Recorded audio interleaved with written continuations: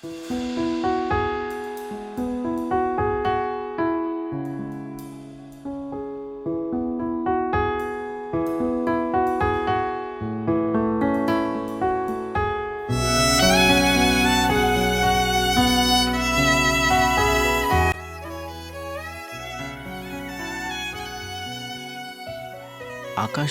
అత్యంత కాంతివంతమైన నక్షత్రాలలో pole star కూడా ఒకటి.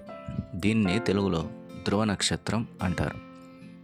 కదులుతున్న భూమి నుండి ఆకాశంలో చూసినప్పుడు నిశ్చలమైనటువంటి స్థితిలో ఉన్నటువంటి నక్షత్రమే ధ్రువ నక్షత్రం. ఆకాశంలో ఆ నక్షత్రం నిశ్చలమైన స్థితిలో ఉంటుంది. భూమి నుంచి చూసినప్పుడు అది కదలని నక్షత్రంగా ఉంటుంది.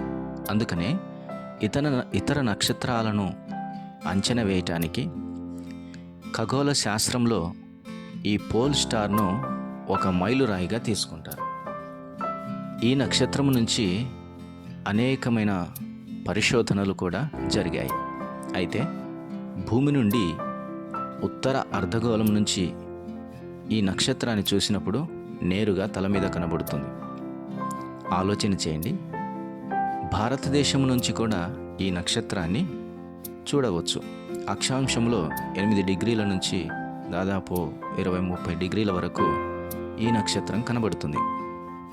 అయితే దక్షిణ అర్ధగోళం నుంచి ఈ నక్షత్రం కనబడదు.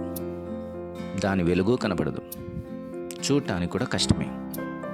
అది హైట్గా కనబడుతుంది. ఎందుకు నేను ఈ ఖగోళ శాస్త్రాన్ని ఉదయకాల సమయంలో చెబుతున్నానంటే,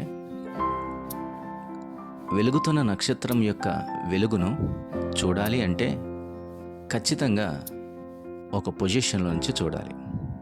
రెండవది, ఈ నక్షత్రాన్ని చూడటానికి కొన్ని పద్ధతులు, కొన్ని పరికరాలు కూడా మనకు అవసరం.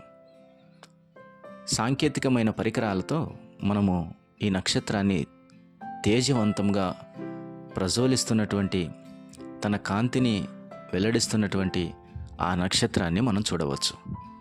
అవును, కొన్నిసార్లు మన జీవితాల్లో నా నీతి ఎవరికి కనపడుతుంది, ఎవరు నా నీతి చూస్తారులే, నేను చేసే మంచి పని, నా భక్తి ఎవరికి అర్థమవుతుంది అని అనిపిస్తుంది. రెండవది, కొంతమందికి అర్థమే కాదు. నిజమే, వారి దృష్టిలో ఎప్పుడూ మనము చెడ్డవారంగా కనబడుతుంటాం. మనలో మార్పు వచ్చినా, మనము దేవునితో ఎంత సంబంధం కలిగి ఉన్నా, ఎంత భక్తి చేస్తున్నా బయటి వారికి మాత్రం అది అర్థం కాదు. ధ్రువ నక్షత్రాన్ని దక్షిణార్ధగోళం నుంచి చూసినప్పుడు ఎంత మాత్రము కనబడనట్లు, దేవుని పిల్లల భక్తి కొన్నిసార్లు అసూయ కలిగిన వారికి, హృదయంలో తృణీకార భావం కలిగిన వారికి, వ్యసన పరులకు ఇది ఎంత మాత్రం కనబడదు. ఒకని నీతి మనం కనుగొనాలి అంటే ఖచ్చితంగా ధ్రువ నక్షత్రాన్ని ఉత్తరార్ధగోళం నుంచి చూసినప్పుడు, సరైన సాంకేతిక పరికరాలతో చూసినప్పుడు ఎంత స్పష్టంగా కనబడుతుందో, దాని నిశ్చల స్థితి, దాని వెలుగుమయం ఎంత స్పష్టంగా కనబడుతుందో చూసిన వారికి అర్థమవుతుంది. అదే పద్ధతిలో చూస్తే అందరి నీతి అర్థమవుతుంది. ఆ పద్ధతే వాక్యానుసారమైన పద్ధతి. ఆ దృష్టే దైవ దృష్టి. ఆ కోణంలో చూసినప్పుడే ఎదుటివాని యొక్క నీతి మనకు అర్థమవుతుంది. లేకపోతే అపార్థమవుతాడు.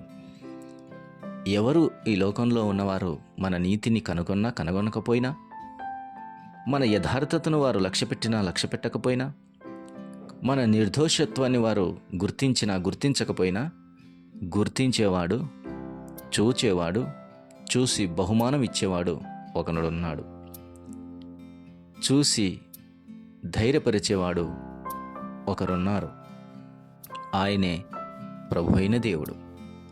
కీర్తనల గ్రంథం 37వ అధ్యాయం 6వ వచన భాగం. ఆయన వెలుగును వలె నీ నీతిని, మధ్యాహ్నము వలె నీ నిర్దోషత్వమును వెల్లడిపరచును. ఒకనాడు ఆయన నీ నీతిని, నీ నిర్దోషత్వాన్ని ఆయన వెల్లడిపరుస్తాడు. అప్పుడు అర్థమవుతుంది నువ్వెంత నీతిమంతుడవో, నువ్వెంత నీతిమంతురాలవో, దేవుని ఎదుట ఎంత యథార్థంగా నువ్వు బ్రతికావో చక్కగా అందరికీ అర్థమవుతుంది. అయితే సుమా, అలా బ్రతకాలి. మరి లోకంలో ఉన్న వారికి అర్థం కాకపోయినా పర్లేదు, కానీ దేవుని ఎదుట మాత్రం మన నీతిని, నిర్దోషత్వాన్ని బయలుపరుచుకోవాలి. అది దైవ కోణంలో ఉన్నవారికి ఖచ్చితంగా అర్థమవుతుంది, దైవిక స్థితిలో ఉన్నవారికి కూడా అర్థమవుతుంది.